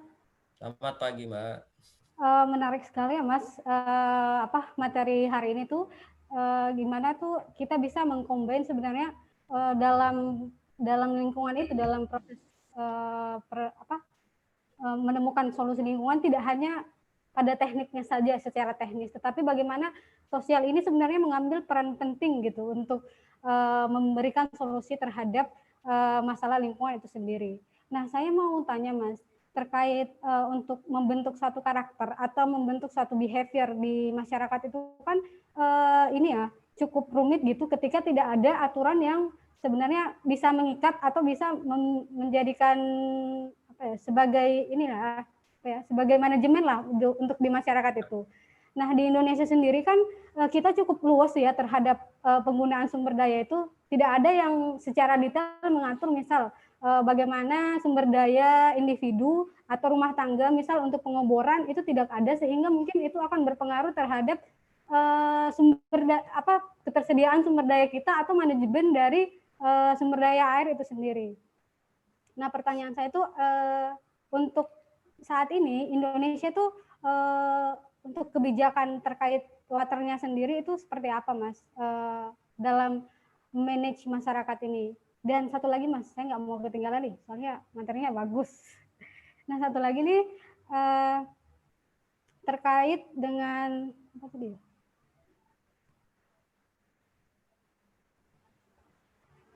Terkait dengan yang kompleks approach sistem kompleks thinking.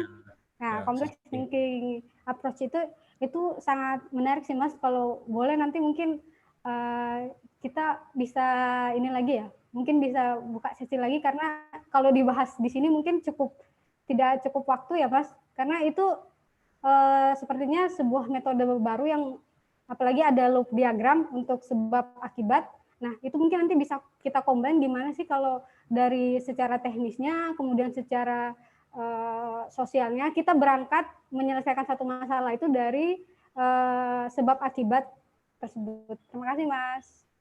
Sama-sama, Mbak. Tadi saya lupa yang pertama apa tadi pertanyaannya? Yang pertama, oh ya, soal dari segi Indonesia ya, peraturan.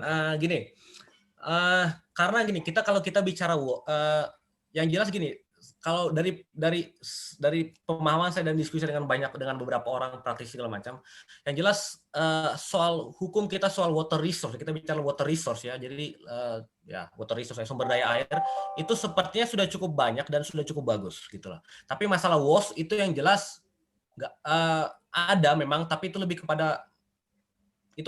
kepada perilaku individu ya. Jadi dan itu di level yang lebih kecil. Jadi memang diharapkan itu biasanya kalau dari segi peraturan itu peraturan bupati sebenarnya diharapkan banyak dari situ. Karena pemerintah pusat mereka cuma bisa menargetkan. Jadi misalkan target 2024 kalau saya nggak salah ya.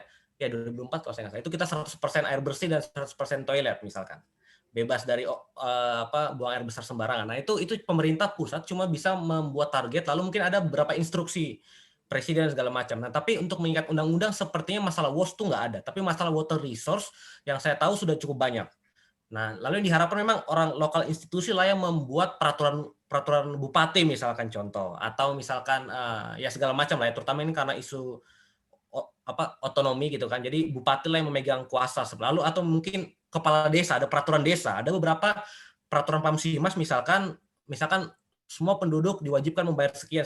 Itu ada dibuat di peraturan desa. Nah, jadi itu dimulai dari level yang lebih kecil. Nah, ini saya singgung sedikit, ini menarik soal tadi peraturan. Jadi gini, tadi Mbak Satriani sudah singgung soal masalah penerapan kayak tadi, penerapan lah segala macam. Nah, jadi kalau kita dari bicara sisi psikologi, ada namanya norma. Tadi saya sempat singgung soal RANAS ya, risk, attitude, norm. Nah, norm ini itu ada yang namanya injunctive norm, ada yang namanya descriptive norm. Ini kita share sedikit ya tentang psikologi ya. Injunctive itu adalah sesuatu yang, ini bahasa sederhananya, sesuatu yang bagaimana saya seharusnya berperilaku. Bagaimana? Nah, itu biasanya injunctive ini peraturan biasanya yang mengikat, atau misalkan ya peraturan biasanya. Atau ya injunctive peraturan lah biasanya, peraturan. Jadi peraturan pemerintah itu masuknya injunctive. Itu akan membuat norma sosial di masyarakat. Tetapi ada elemen kedua dari norma yang namanya deskriptif. Deskriptif ini adalah apa yang saya lihat dari orang lain. Jadi bisa aja ada peraturan, tapi ternyata nggak dilakukan. Jadi injunktifnya tinggi, tapi deskriptifnya ini rendah.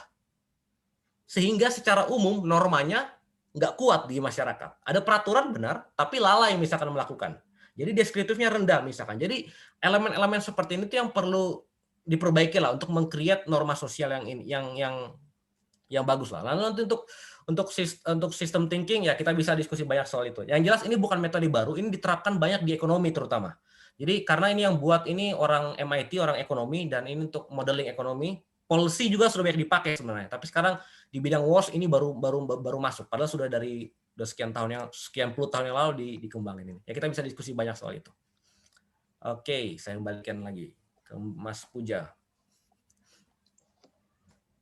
Oke, terima kasih Mas. Ada pertanyaan selanjutnya ini dari Mbak Izana. Tantangan terbesar dalam menerapkan WOS di daerah rural area adalah social aspect. Dari ranah framework yang Mas tampilkan, tadi poin apa yang biasanya akan diintervensi lebih dulu? Oke, nah untuk Mbak Izana, jadi tadi saya ada sempat singgung di satu slide saya bahwa kita bicara sosial, kita bicara aspek perilaku, itu konteks spesifik. Jadi apa yang saya temukan di Kaliurang, misalkan di Jogja ya, itu nggak bisa diterapin di Sumba, dan sebaliknya. Nah, jadi kenapa saya sampai kesimpulan ini? Karena saya sudah compare data dari Nepal, saya compare data dari Palu, saya compare data dari Sumba, dan ada satu paper kita lagi, kita compare data dari Afrika juga segala macam tentang aspek perilaku juga. Topiknya sama, tentang ngerebus air. Tapi ternyata aspek psikologinya beda. Jadi intinya adalah kita nggak bisa konteks spesifik, jadi kita perlu, kalau kita mau intervensi di satu daerah, kita perlu riset di situ. Kita perlu riset, interview penduduknya, kita analisa bisa statistik, atau bisa pakai pendekatan yang saya pakai, yang saya kembangin, dan segala macam. Lalu dari situ kita tahu, oke, aspek psikologinya misalkan tentang risiko. Nah, kalau dari teori psikologi, kalau misalkan risiko, itu ada strategi-strategi yang bisa dipakai untuk menargetkan ini. Kalau itu yang signifikan. Kalau attitude itu beda lagi. Nah, misalkan contoh di Sumba tuh attitude paling tinggi, paling signifikan. Nah, jadi ada trik-trik psikologi yang dipakai untuk menargetkan aspek psikologi yang ini. Nah, jadi intinya kita perlu riset untuk tahu mana yang harus ditargetkan pertama kali. Paling gitu aja dari saya.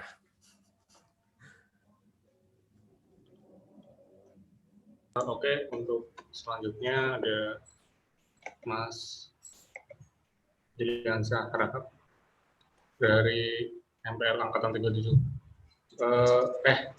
Angkatan 17, maaf.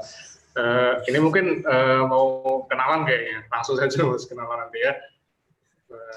Untuk pertanyaan selanjutnya dari Mbak Diah Retnowati.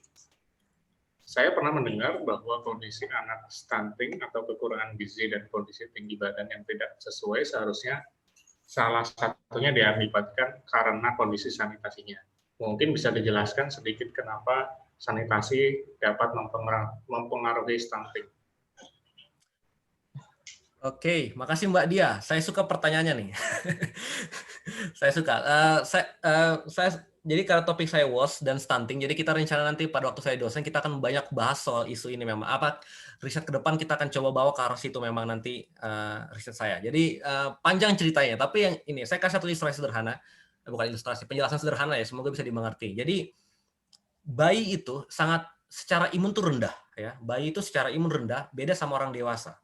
Nah, lalu untuk pertumbuhan seorang bayi itu membutuhkan nutrisi yang didapat dari makanan, benar kan ya? Dari makanan, dari minuman segala macam. Nah, tetapi ini menurut ini hipotesis sebenarnya karena ada teori-teori riset terbaru 2019 kalau nggak salah mematahkan teori ini.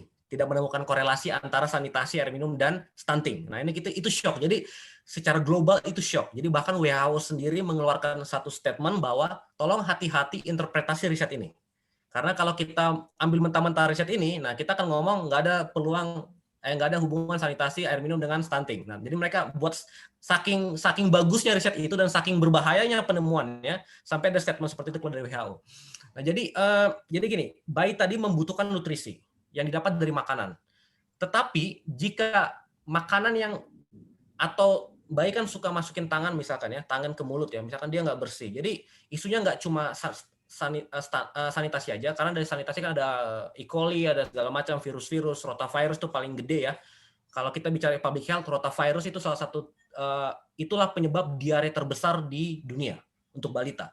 Jadi bukan E. coli segala macam, tapi rotavirus. Nah, rotavirus ini itu salah satunya dari tadi, buang air besar sembarangan, lalu ya tersentuh sama tangan kita, masuk ke mulut, ke bayi dan segala macam, diare. Nah, pada waktu diare ini itu kan sistem diare adalah semua nutrisi yang sudah dimakan itu akan di-flush keluar, akan dibuang, ya, dibuang. Nah, jadi bayangkan bayi yang sudah makan dari makanan itu ya, dan apalagi kalau kita tahu di pedesaan ya, Sumba itu adalah stunting paling tertinggi di Indonesia, 3 besar tertinggi kalau nggak salah.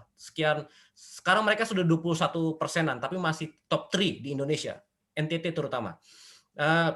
Ya bayangin, kondisi ekonomi rendah, mereka kondisi higienitasnya kurang bagus, kurang bersih, segala macam. Jadi pada waktu mereka makan, kena diare. Karena sistem tubuh manusia itu adalah, pada waktu kita ada satu penjahat lah ya, kita sebut penjahat.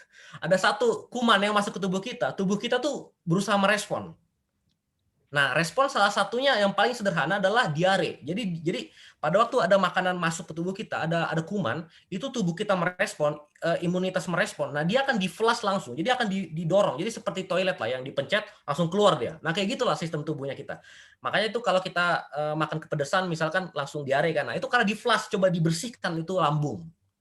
Nah, jadi kalau bayi sudah makan, sudah ada nutrisi, sudah makan nutrisi, lalu di-flush. Jadi bayangin dia nggak akan punya nutrisi dong. Nah, jadi karena dia tidak punya nutrisi, lalu kemudian kalau diare itu, nah ini teman-teman aja yang diare itu kan pasti lemas, benar nggak? Karena ada energi, jadi nggak cuma makan aja, karena tubuh kan butuh energi untuk memflush itu tadi kotoran-kotoran kuman-kuman tadi makanan dari perut. Nah itu butuh energi karena lemas. Nah jadi bayi itu kalau dia kena diare, ada kuman masuk segala macam, nutrisinya nggak ada, sudah kena flush, lalu juga energinya habis. Jadi energi dan nutrisi yang seharusnya dipakai untuk pertumbuhan itu terbuang. Nah, efek jangka panjangnya adalah ke otak juga. Nah, ini yang jarang dibahas, ke otak. Karena kan otak ini butuh pertumbuhan, butuh nutrisi. Nah, tapi karena ada tadi di-flush dan segala macam, ya otomatis nutrisi untuk pertumbuhan otak nggak ada. Itulah alasan mengapa banyak orang yang stunting itu dari segi pemahaman ilmu pengetahuan itu rendah. Karena pertumbuhan otaknya tidak maksimal. Karena dipengaruhi dari bayi udah sering diare dan segala macam, nah, udah pertumbuhan otaknya nggak maksimal. Ada riset bahkan yang menunjukkan bahwa orang yang sering stunting itu akan mudah sakit-sakitan di masa tua. Nah, jadi itu efeknya jangka panjang sebenarnya. Paling gitu aja. Kita bisa diskusi panjang soal ini lah. Menarik banget stunting dan WOS.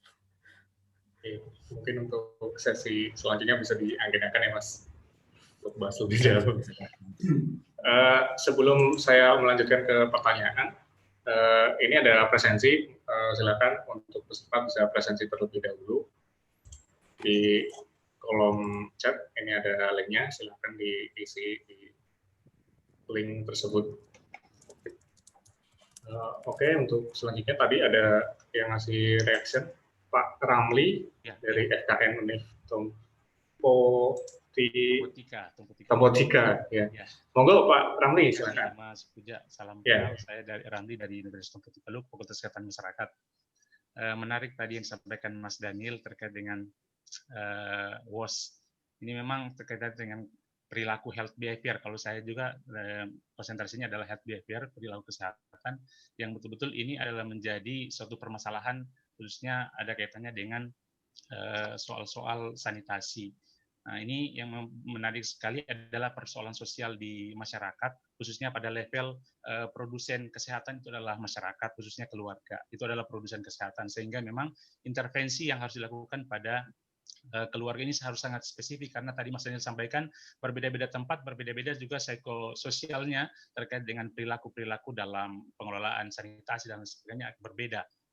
Begitu. Nah, ada yang menarik adalah bagaimana menurut Mas Daniel terkait dengan bagaimana intervensi yang karena saking spesifik psikososialnya berbeda-beda, bagaimana kita mengintervensi ini. Dalam Kementerian Kesehatan ada namanya PISPK, Mas Daniel, pendekatan Program Indonesia Sehat berbasis pendekatan keluarga. Itu PISPK. Di situ juga terkait dengan stunting yang menarik tadi pertanyaannya itu.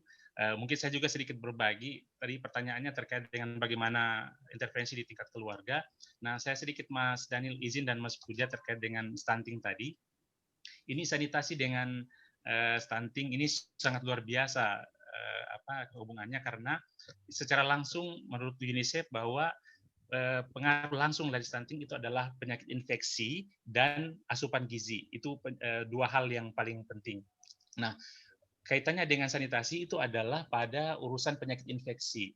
Karena kalau sanitasinya tidak terjaga, maka tadi disebutkan Mas Daniel adalah penyakit infeksi seperti diare dan sebagainya itu bisa masuk, dan itu bisa menyebabkan asupan nutrisinya tidak bagus karena orang sakit kan makanan tidak bisa masuk, makan tidak enak karena sakit. Itu yang jadi persoalan, sehingga asupan makanannya itu tidak bisa masuk dan tidak bisa berkembang karena dia sakit. Ada penyakit infeksi yang masuk ke dalamnya, dan khususnya tadi dari sisi patofisiologisnya dia keluar dan sebagainya, jadi nutrisi tidak terserap dengan bagus dengan diare. Sangat menarik memang persoalan sanitasi. Jadi kami di Kabupaten Banggai ini merupakan pilot project di Indonesia untuk penanganan stunting di Kabupaten Banggai, Sulawesi Tengah. Sangat menjadi konsentrasi kita sekarang ini, Mas Daniel dan juga teman-teman, adalah Kabupaten Banggai itu perbaiki sanitasinya untuk mencegah stunting, perbaiki sanitasinya. Ini merupakan ada intervensi spesifik dan ada intervensi sensitif. Spesifik itu adalah urusan kesehatan, namun sensitifnya adalah urusan sanitasi yang bukan non kesehatan. Itu juga sangat penting dilakukan bersama-sama. Terima kasih saya bisa ngikut acara ini, Mas Daniel dan juga teman-teman Mas Puja.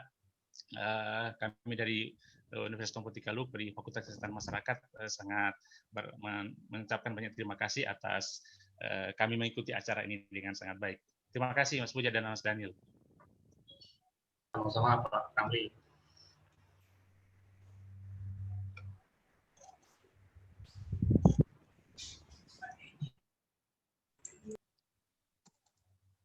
Oke, untuk selanjutnya saya bacakan dari Mbak Heni Wahyu Sartika. Selamat pagi, saya ingin bertanya mengenai soft solution di daerah perkotaan. Saat ini penduduk perkotaan semakin padat, pencemaran meningkat, dan perubahan penggunaan lahan semakin tinggi. Dari segi pendidikan, masyarakat paham bahwa hal tersebut bisa merubah kualitas air di lingkungan mereka. Namun di sisi lain, mereka tidak bisa menghindari hal tersebut karena keterbatasan lahan dan keterbatasan berbagai kebutuhan lainnya, dikarenakan sangat kompleks. Menurut Mas Daniel, bagaimana soft solution yang paling mungkin dilakukan untuk masalah sosial tersebut? Terima kasih. Monggo Mas Daniel bisa langsung. Ya, jadi ini menarik nih dari Mbak Heni, ini ada satu singgung menarik bahwa dia sebutkan mereka tidak bisa menghindari tersebut karena keterbatasan lahan. Nah, jadi ini singgung soal tadi kita bahas soal aspek dari ekonomi. Jadi ekonomi, demand, itu tadi kan saya singgung adalah 3 elemen yang paling penting. Pertama, willingness, keinginan. Lalu kedua, ability. Dan ketiga, goods. Jadi pilihan barang. Nah, yang jadi masalah adalah tadi yang Mbak Heni tadi ada singgung di sini soal keterbatasan lahan. Jadi mungkin mereka punya willingness, mereka punya ability, tapi nggak ada lahan. Jadi nggak ada goods, nggak ada opsi untuk memilih itu. Nah, hal yang sama. Jadi menurut saya nggak bisa bahas, saya nggak bisa kasih solusi soft solution mana yang paling mungkin dilakukan, karena lagi-lagi kita perlu riset kan, soft kita bicara riset aspek psikologi yang mana. Tapi yang saya menarik yang buat saya dari kalimat ini, dari pertanyaan Mbak Heni adalah gimana cara kita pemerintah atau pemberi kebijakan itu menawarkan opsi pilihan, jadi goods. Jadi nggak cuma target willingness-nya, psikologinya kita rubah, perilakunya, ability-nya. Nah, ability juga penting. Kita perlu misalkan buat insentif atau untuk golongan ekonomi menengah ke bawah, kita perlu kasih subsidi segala macam sehingga mereka punya ability, punya kemampuan untuk melakukan itu. Lalu goods ini, opsi untuk memilih. Nah, jadi 3 ini tuh perlu dipikirkan, terutama menurut saya untuk daerah perkotaan yang, ya inilah opsi ketiga lah. Karena mereka nggak punya goods, mereka nggak punya pilihan. Seringkali kita suruh mereka relokasi ke satu tempat, cuma satu opsi itu aja. Kamu pindah ke rusun, kalau nggak, gusur. Itu kan bukan opsi. Mungkin lebih baik kalau mereka dikasih, oke, pindah ke rusun A, rusun B, rusun C, atau mungkin pulang ke kampung, kita biayain ongkosnya segala macam. Ini perlu dipikirkan, goods, opsi ini perlu dipikirkan, sehingga mereka bisa memilih. Jadi 3 elemen tadi, willingness, keinginan, ini perlu promosi kesehatan ya, promosi, perlu riset, promosi dan segala macam. Lalu ability, kita perlu subsidi dan segala macam, dan opsi. Kita perlu tawarkan opsi ke mereka dan biarkan mereka memilih. Paling gitu aja dari saya paling. Oke. Sekali lagi saya mengingatkan untuk peserta untuk presensi di link yang kami share. Nah, nanti di situ ada email, nanti kami kirimkan materinya lewat email yang diisikan di presensi. Jadi silakan presensi terlebih dahulu agar materi bisa dapatkan di situ.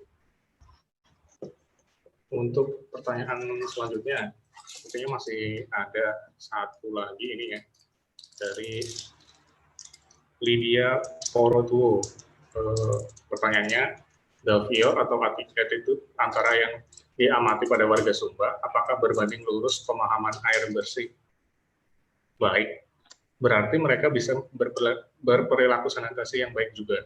Mengingat ada beberapa daerah di wilayah Indonesia yang masih buang air di sungai. Tapi untuk air minum mereka masih mengerti harus diambil dan diolah dari sumber tertentu. Salam Lydia Porotuo, Ilmu Lingkungan BM 2014. Silakan Mas Daniel. Nah, ini pertanyaan Mbak Lydia ini menarik. Nih saya kasih ilustrasi sederhana aja supaya membuat itu simpel. Karena ini saya bukan ini ya, tapi ada nggak teman-teman di sini yang ngerokok? Ya oke, kalau ada ya angkat tangan secara virtual aja. Atau yang nggak, maksudnya nggak satunya di sini. Nah, ngerokok itu berbahaya nggak? Semua tahu, knowledge-nya tahu ngerokok itu berbahaya. Tapi nggak dilakuin kan? Masih ngerokok, bener nggak? Jadi kenyataannya manusia seperti itu. Mereka mengerti risikonya, tapi tidak dikerjain. Nah, hal yang sama berlaku sama air. Jadi mereka tahu air itu kotor, bisa aja mereka tahu air itu kotor, tetapi mereka nggak kerjain. Kenapa nggak kerjain? Karena ada faktor tadi kalau kita bahas teori psikologi yang lain, aspek psikologi yang misalkan ada ability, misalkan mereka nggak mampu melakukan itu, atau ada self regulation ini manajemen diri misalkan. Jadi mereka mengerti risikonya, risk mereka mengerti, mereka attitude-nya mungkin positif, jadi mereka berpikir bahwa sorry, saya combine yang dua ini aja. Jadi mungkin mereka mengerti risikonya, seperti ngerokok tadi ya, seperti air yang kotor dan segala macam, kalau cuci tangan itu kalau nggak cuci tangan nggak sehat dan segalanya, mereka ngerti resikonya. Tetapi ada attitude misalkan, attitude ini kesukaan, sikap. Jadi mereka berpikir mungkin oke, walaupun saya ngerti ngerokok itu nggak sehat, tapi saya suka ngerokok, attitude-nya. Nah jadi ya nggak bisa.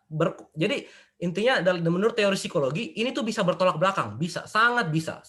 Dan itu ternyata riset saya udah membuktikan hal yang sama. Ya semua orang psikologi, orang sosial juga menemukan hal yang sama. Jadi bisa aja kayak gitu. Bahkan resiko ini kalau menurut teori Ranas dia ada beberapa kaki lagi, ada perceived.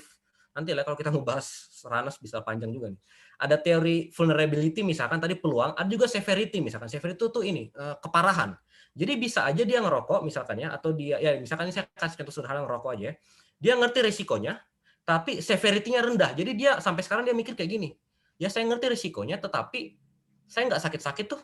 Nah, sakit. Jadi itu kan efek keparahan. Efek keparahan tuh bisa masuk ke risk, bisa masuk ke attitude misalkan. Attitude tadi bisa juga suka, saya masih suka ngerokok, saya masih suka minum air mentah, saya nggak suka cuci tangan dan segala macam. Nah jadi faktor-faktor ini intinya perlu dicari sih mana faktor signifikan lalu kita targetkan itu. Jadi belum tentu tadi kalau dia punya persepsi resiko yang tinggi, kalau attitude-nya rendah, ya dia akan mengerjakan perilaku kesehatan yang salah. Itu sudah di mana-mana ditemukan hal seperti itu.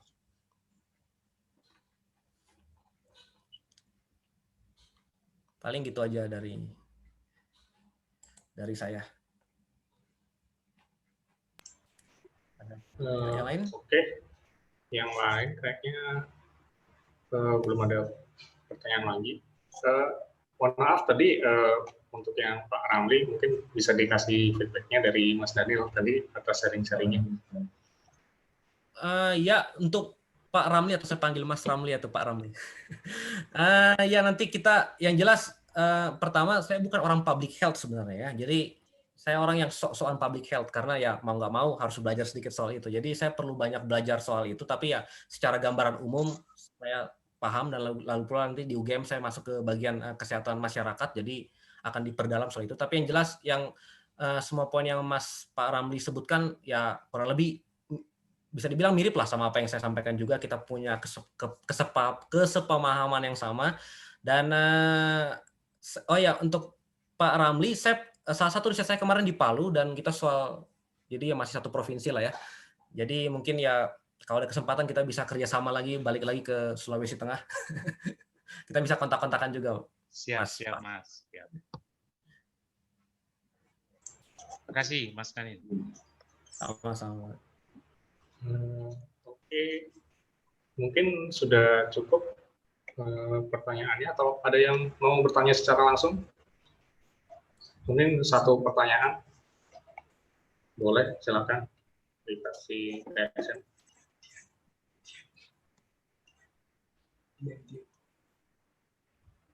Oke, sebenarnya oke, sepertinya udah ini ya, udah tidak ada pertanyaan lagi. Mungkin cukup sekian ya untuk Green Talk seri 1 ini.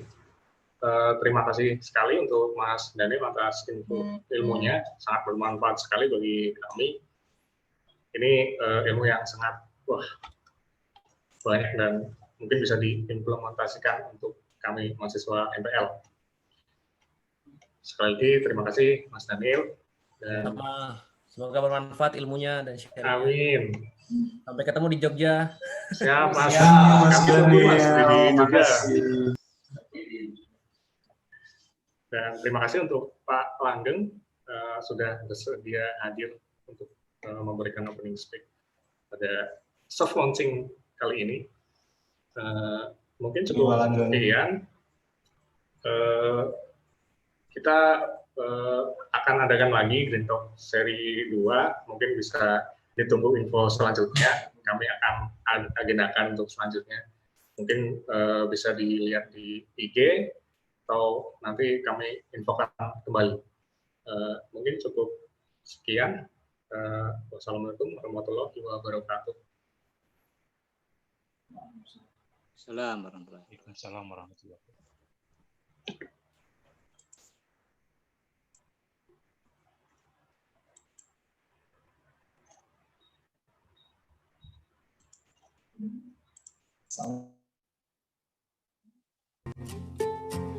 Sudah selesai Mas ini.